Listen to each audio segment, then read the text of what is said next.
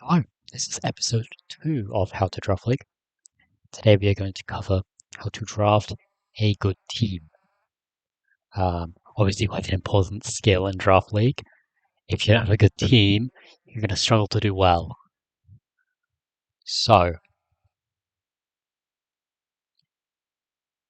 let's get into it. Quick disclaimer, there's no objective best way to draft a team. And I will not be telling you what Pokemon to draft or what combinations to draft. I'm just going to be going over some tips in order to make your team better, and I'll essentially be showing what you shouldn't be doing in order to draft a good team, because you want to avoid mistakes that could be making your team worse. And we're not going into huge detail in this video.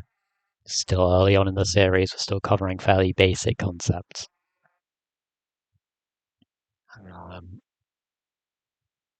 And obviously, if there's anything you feel like you want to add, or you have any questions about anything, feel free to put it in the comments. I will try to respond to you as quickly as possible.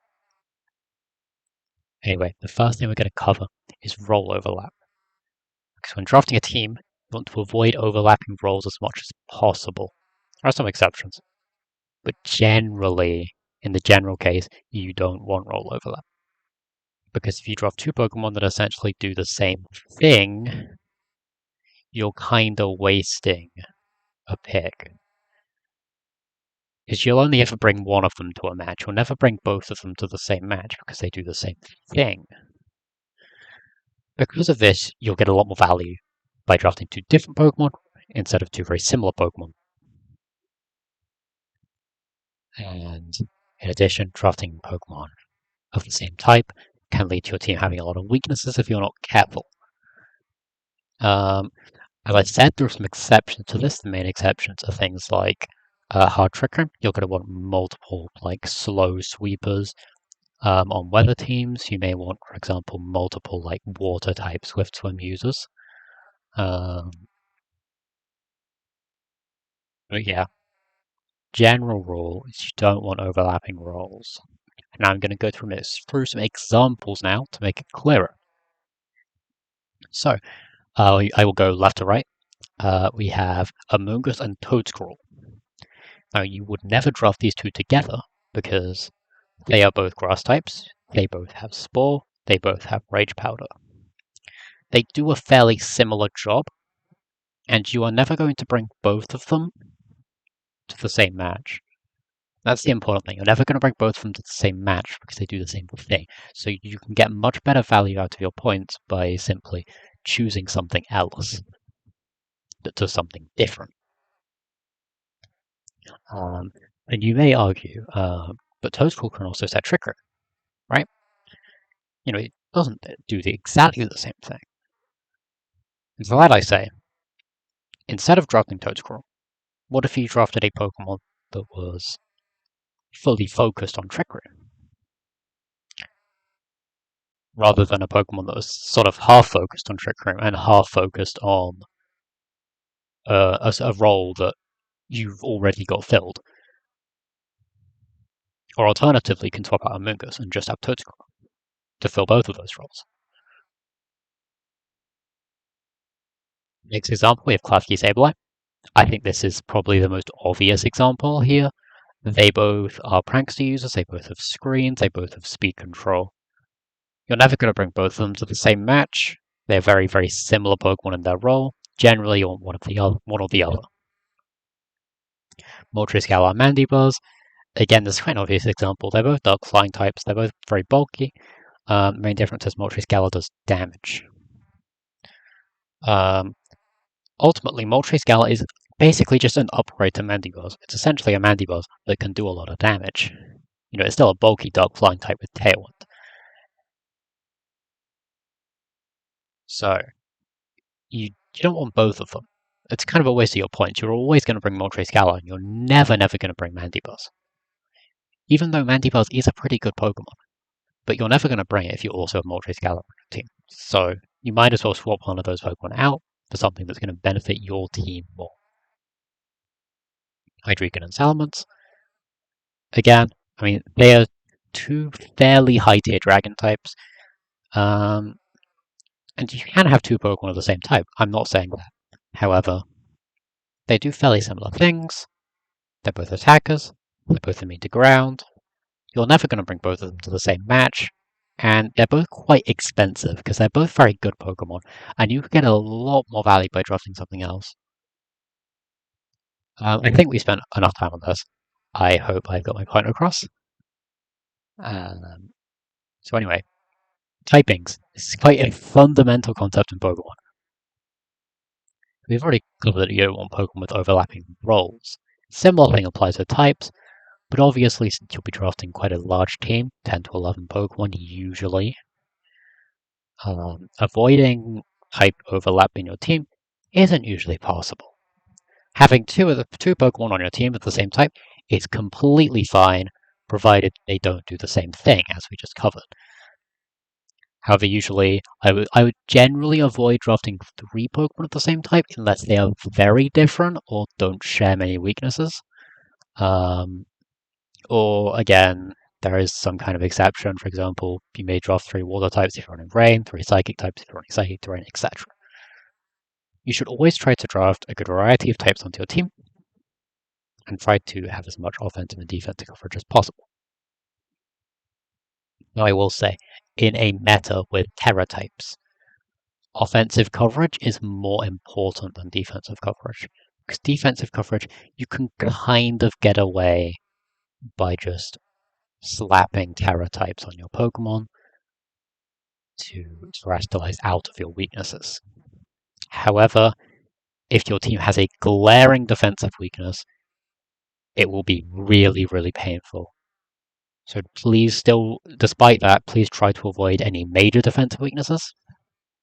And the reason why I'm saying offensive coverage is so important in this generation is because if there is a type you cannot hit for super effective, your opponent is going to bring 6 defensive types of that type you can't hit, and you are not going to be able to do much damage to them. And a point that I just want to go over quickly. Obviously, you want to draft as many unique types as possible for your team.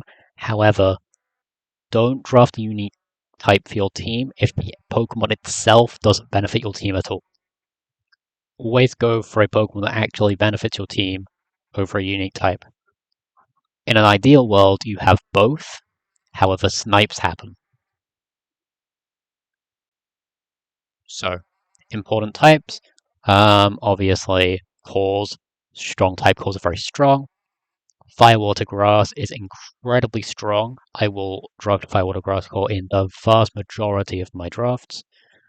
Fairy Dragon Steel, also a good core. I'll quite often skip out the Dragon type, I'll be honest. It's a good core.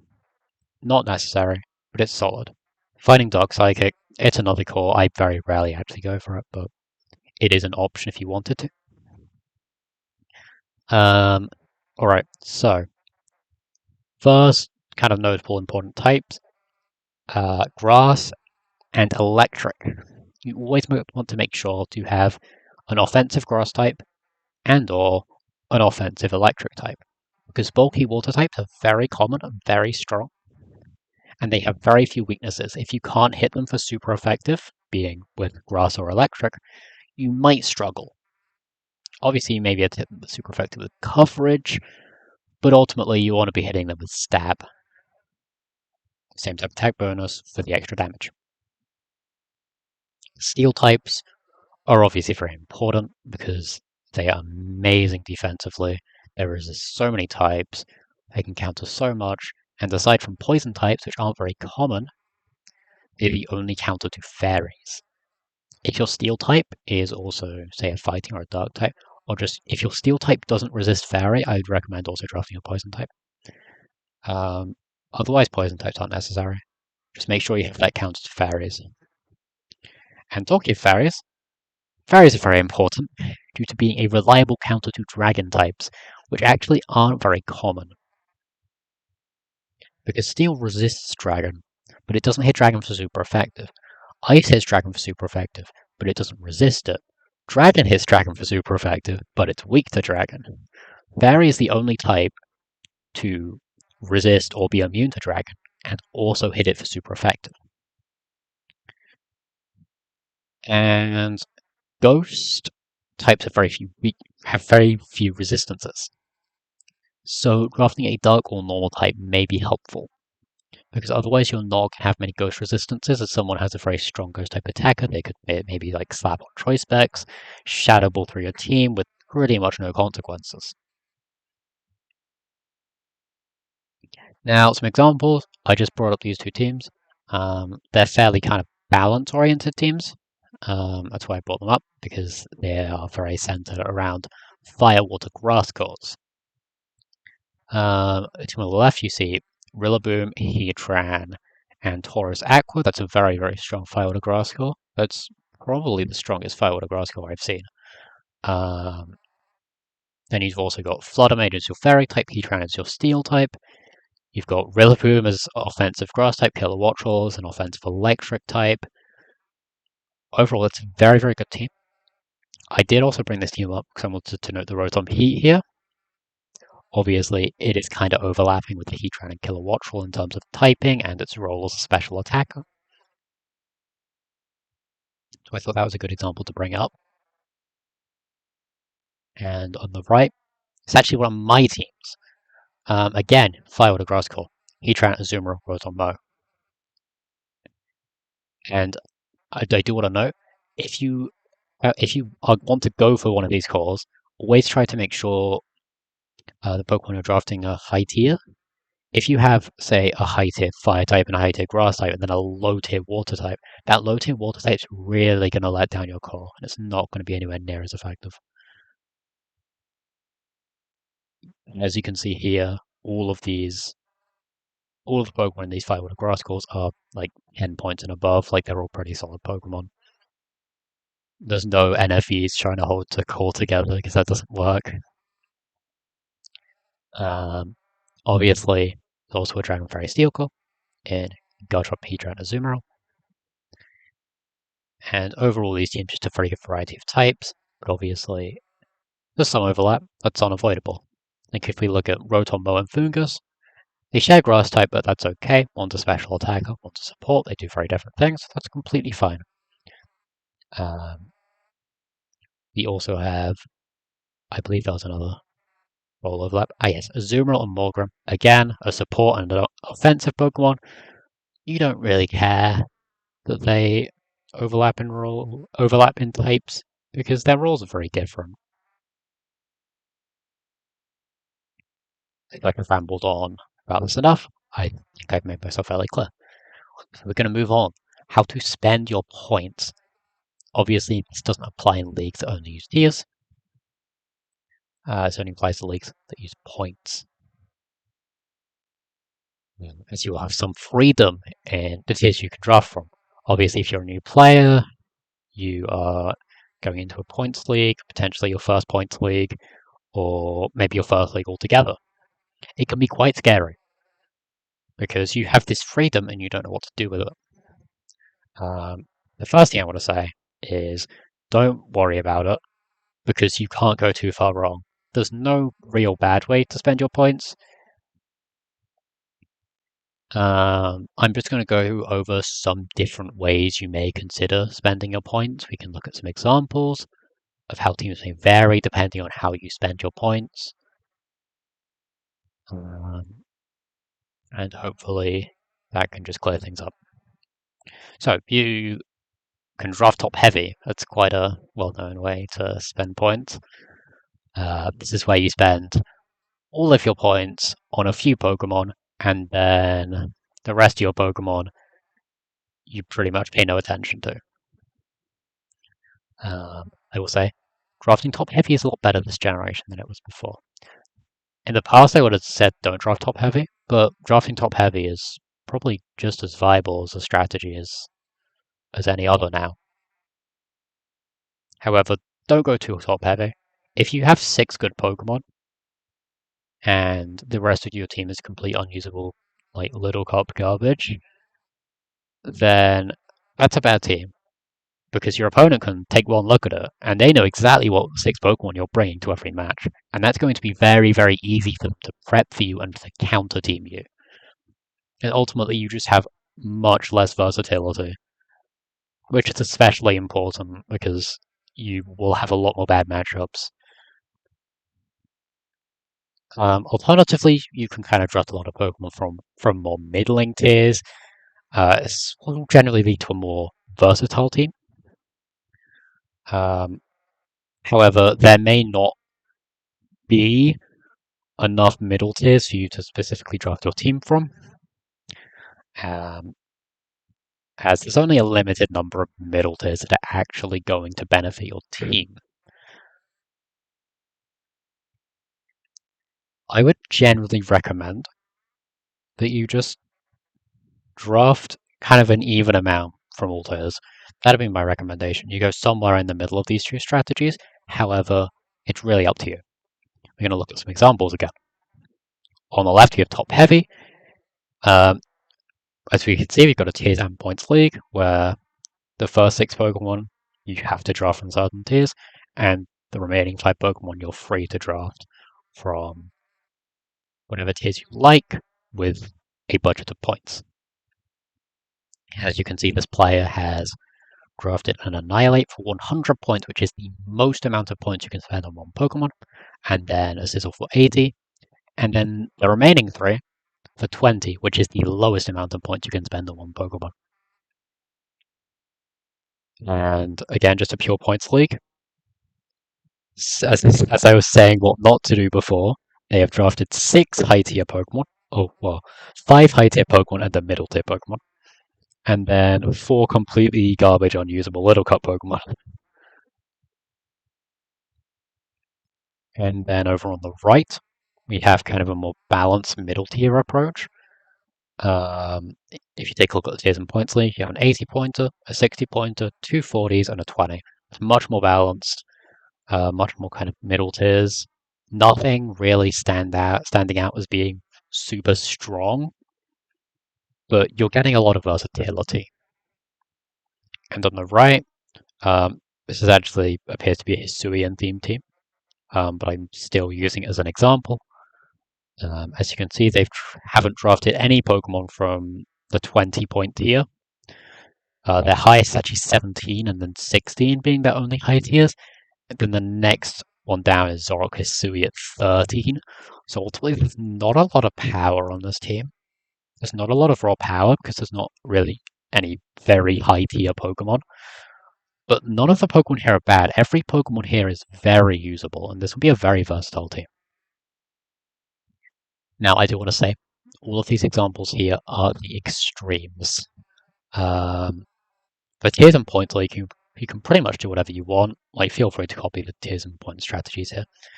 For pure points league, I wouldn't recommend going with either of these strategies I got on the screen now, but you can if you wanted to.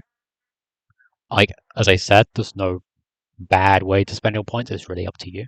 I'm simply here to show you the different ways you can spend them. Right, these are some more examples. I just wanted to throw up some kind of more in the middle, typical ways of spending your points. As you can see on the left, we have no 100 pointer, but we do have 280s, we have a 40, and we still have the 220 pointers. This is a fairly typical way to spend your points. Or you may choose to go for another 100 pointer. It's really up to you what you do with your points. And on the right, we have a fairly typical team. You have that one high tier Pokemon, that 120 pointer, and then you've got some like fairly high tier Pokemon, but kind of like high middle tier Pokemon in Regidrago and Skeleturge. And you have a lot of middle tier Pokemon and just a couple of lower tiers. This is kind of what you will typically see. And this is the approach I would usually take personally. But as I said, it's up to you how you spend your points. So, that'll be it for today. In the next video, I am planning on covering how to prepare for your matches. I will also go into Google Docs, so we're starting to get a little more advanced in the next video. This has so far been fairly simple, So if you're finding this too basic, don't worry, it will get harder. What I do want to say is in the description of this video, I will have invite links to load of Draft League Discord servers. They all offer doubles. Some of them may offer singles as well. I will try keep the description updated with which leagues have signups open, which leagues are currently in an ongoing season, and which leagues are off-season, since obviously off-season leagues should be opening their signups fairly soon. So if you want to go join a draft league, please go check those out.